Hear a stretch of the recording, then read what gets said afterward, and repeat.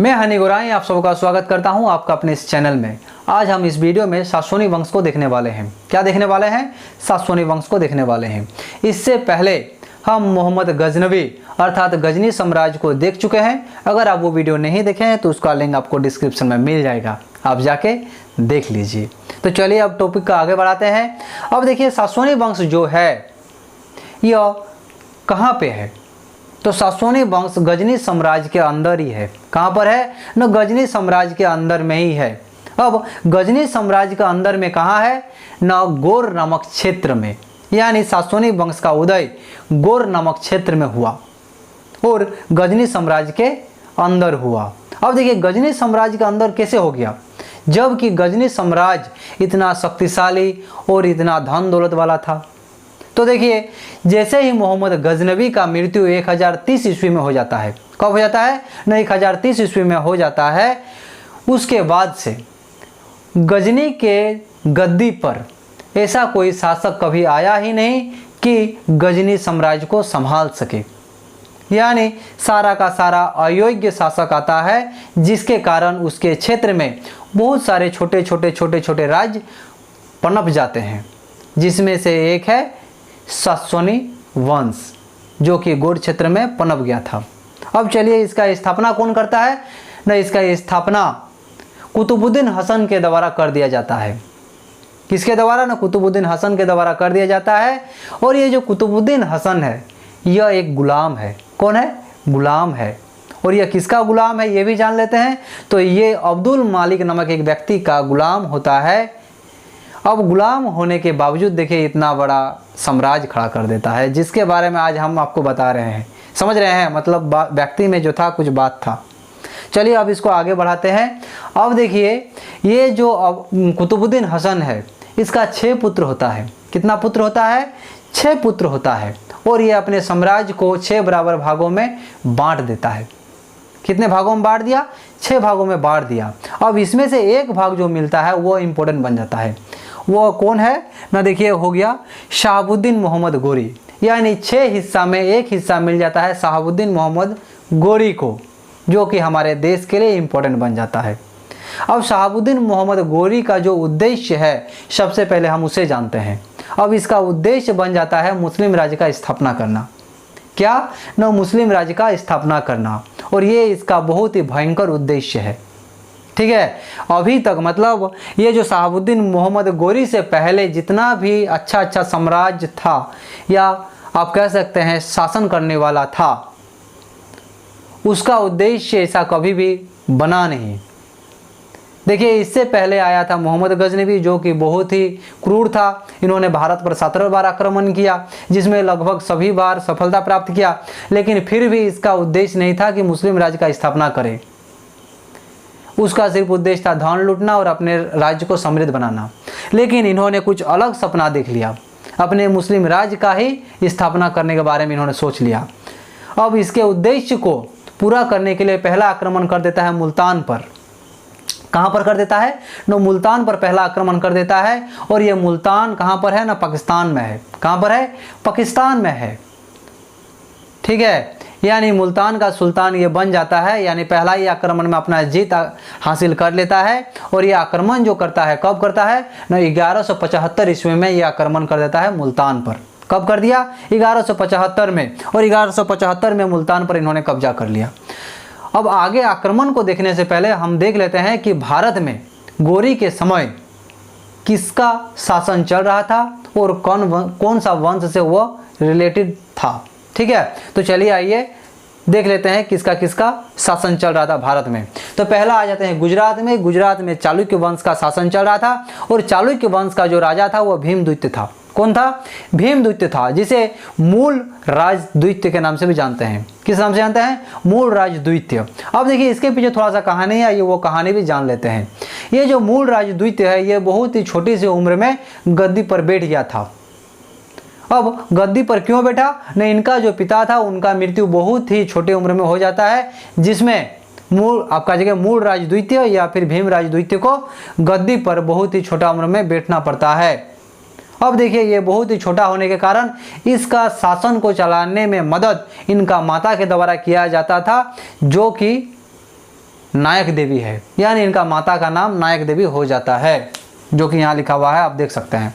तो चलिए, नायक देवी चालुक्य वंश को चलाने में मदद क्या करता था और किसका मदद क्या करता था? न भीम द्वितीय का मदद क्या करता था। तो चलिए अब आगे बढ़ते हैं, आगे आ जाते हैं कन्नौज में। तो देखिए, अभी के मैप में अगर निकाल कर हम देखेंगे तो कन्नौज पड़ता है मध्य प्रदेश में। कहाँ पड़ता है? न मध्य प्रदेश में पड़ता है। और यहाँ पर जो शासन चल रहा था, यह गढ़वाल वंश का शासन चल रहा था। कौन सा वंश का? गढ़वाल वंश का शासन चल रहा था। और यहाँ का जो शासक था, यानी गढ़वाल वंश जो चला रहा था, वो किसके द्वारा चलाया जा रहा था? न जयचंद के द्वारा चलाया जा रहा था। किसके द्वारा? जयचंद के द्वारा चलाया जा रहा था। आशा करते हैं आपको इसके बारे में थोड़ा बहुत पता होगा।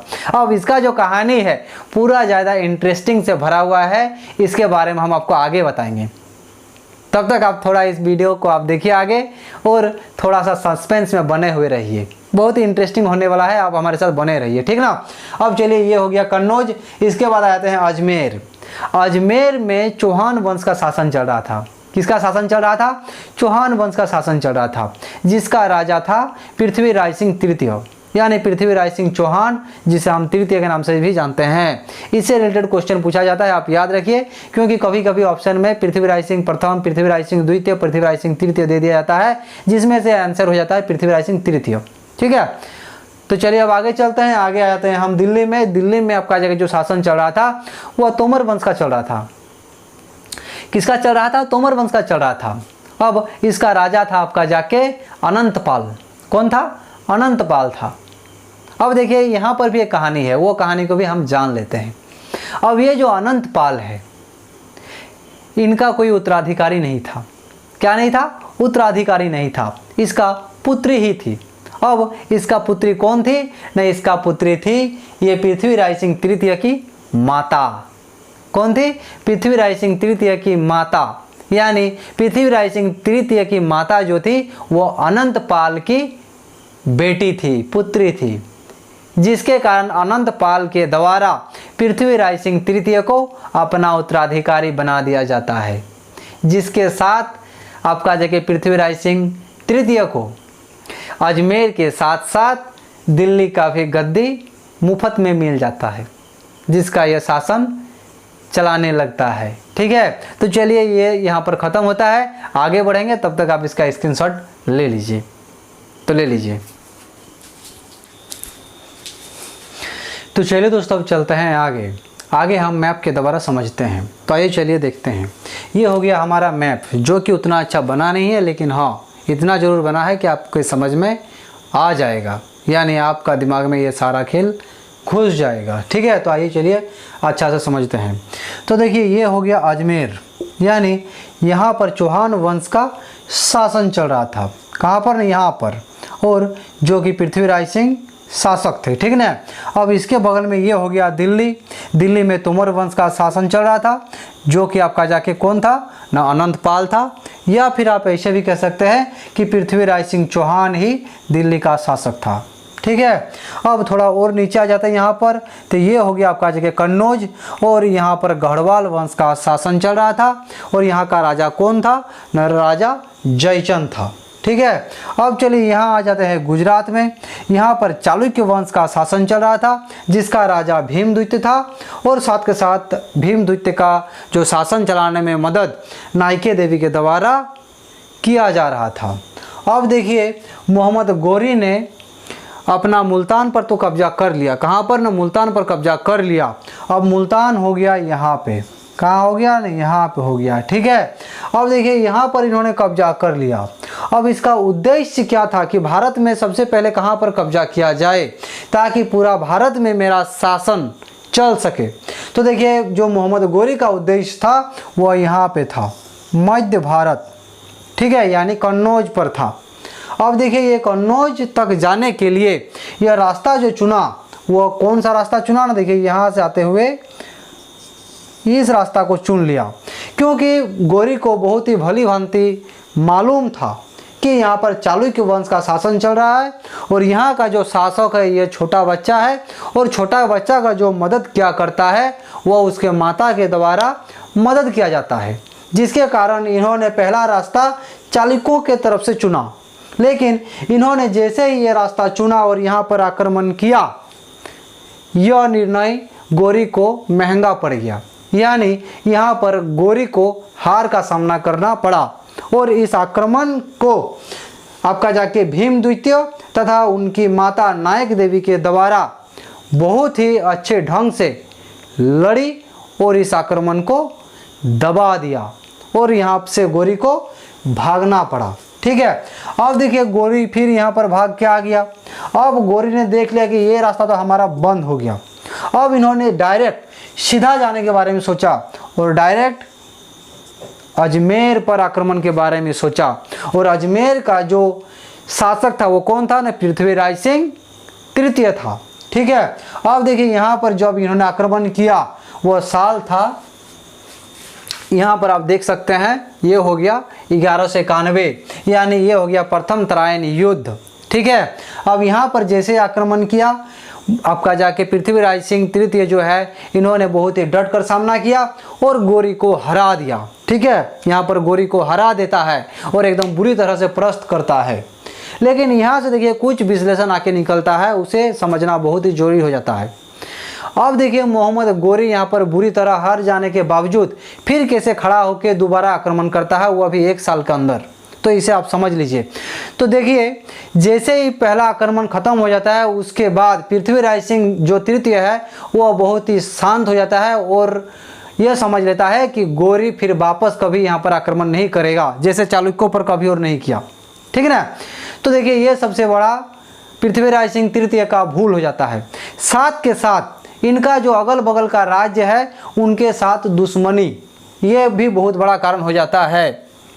जैसे कि राजपूतों में अक्सर देखा गया है कि उनके अगल बगल के क्षेत्र या फिर अगल बगल के जो राज्य हैं उनसे अच्छा संबंध नहीं रह पाता है, क्योंकि उनका क्षेत्र विवाद लगातार रहते रहता है, या फिर आप बोल सकते हैं कि इसका क्षेत्र विवाद हमेशा चलते रहता है। ठीक है, अब इसके बाद और एक आपका जाके बात निकल के आता है जो कि आपको हम पहले बता चुके हैं कि बहुत ही इंटरेस्टिंग होने वाला है। वह है क्या ना, आपका जाके गढ़वाल वंश के जयचंद, यानी जयचंद के साथ पृथ्वीराज सिंह तृतीय का रिलेशन कैसा था।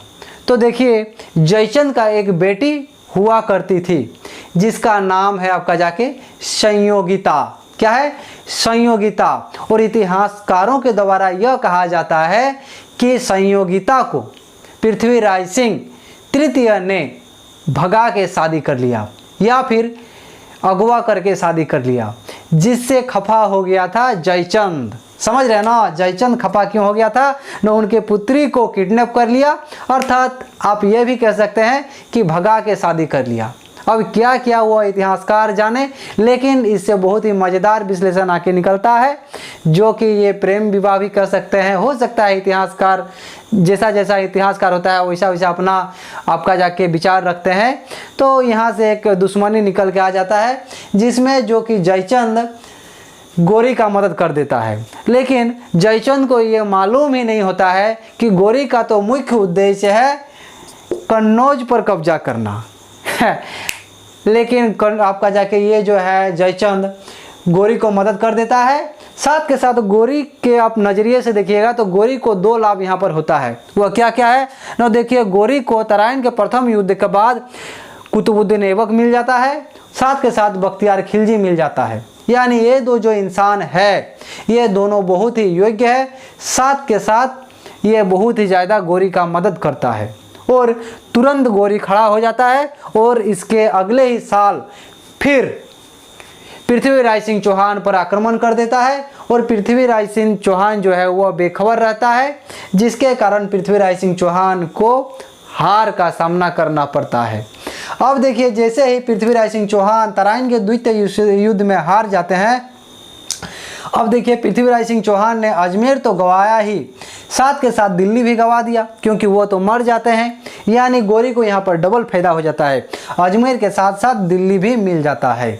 अब जैसे ही दिल्ली गोरी पहुँच गया, वहाँ से कन्नौज थोड़ा ही दूर था, कन्नौज को भी दबा दिया, जिसमें आपका जाके चंदावार का युद्ध हो जाता है। और यह हो जाता है कब ना, आपका जाके 1194 ईस्वी में। अब इसमें भी गोरी को जीत मिल जाता है और इसमें जयचंद बुरी तरह से हार जाता है। समझ गए? एक दुश्मनी के चक्कर में अपना पूरा राज को बर्बाद कर दिया, और राज को ही नहीं बल्कि आप कह सकते हैं पूरा देश को बर्बाद कर दिया। और गोरी का जो उद्देश्य था यह आपका जाके तराइन के द्वितीय युद्ध में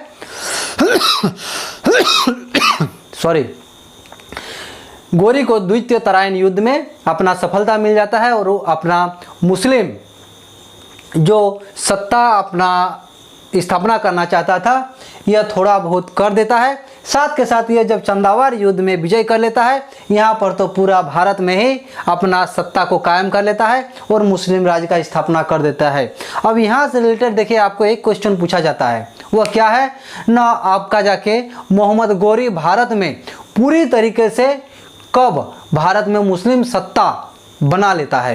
तो वो हो गया चंदावार युद्ध। कब हो गया ना, आपका जगह 1194 ईस्वी में, यानी 1194 ईस्वी में इन्होंने अपना पूरा सत्ता अपना बना लेता है और भारत में शासन करने लगता है। लेकिन देखिए मोहम्मद गोरी जो है जैसे ही चंदावार का युद्ध जीतता है, यहाँ पर इन्होंने एक सिक्का जारी किया जिसमें एक तरफ लक्ष्मी देवी होता है और दूसरी तरफ अरबी भाषा में लिखा हुआ कलमा होता है, और ये सिक्का जारी कर देता है चंदावार युद्ध के बाद। ठीक है, अब यहाँ से जैसे ही ये सिक्का जारी किया उसके बाद यह अपना गोर जो इसका क्षेत्र था वहाँ रिटर्न चल जाता है, यानी यहाँ पर यह बैठकर शासन कभी भी नहीं करता है, इसका आना जाना लगा रहता है।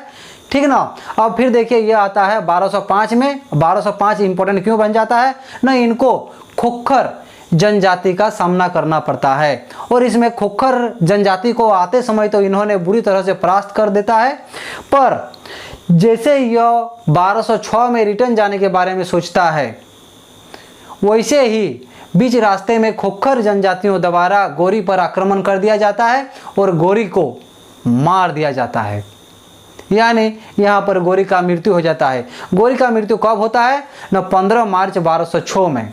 कब? 15 मार्च 1206 में गोरी का मृत्यु हो जाता है। ठीक ना। अब देखिए गोरी का मृत्यु जैसे ही हो जाता है वैसे ही कुतुबुद्दीन ऐबक के द्वारा भारत में गुलाम वंश का स्थापना कर दिया जाता है, यानी यहाँ से गुलाम वंश का स्थापना हो जाता है और गुलाम वंश का नींव पड़ जाता है। आगे गुलाम वंश चलता है, उसका वीडियो नेक्स्ट टॉपिक में देखेंगे। अब देखिए बख्तियार खिलजी जो है, यहाँ से रिलेटेड भी एक क्वेश्चन पूछा जाता है, वो क्या है ना, नालंदा विश्वविद्यालय को किसने ध्वस्त किया? तो वो है आपका जाके बख्तियार खिलजी, इसको आप याद करके रख लीजिए। तो चलिए ये वीडियो हमारा यहीं पे ख़त्म होता है। आशा करते हैं आपको अच्छा लगा है। अगर अच्छा लगा है तो वीडियो को लाइक कीजिए, साथ ही साथ कमेंट बॉक्स में कमेंट कीजिए और अपना दोस्तों को शेयर कीजिए, क्योंकि ये आपका कर्तव्य है। ठीक ना, शेयर जरूर से ज़रूर करें। साथ के साथ अगर आप चैनल पर नए हैं तो चैनल को सब्सक्राइब कर लीजिए और बेल आइकन को दबा दीजिए। तो चलिए अभी रखते हैं।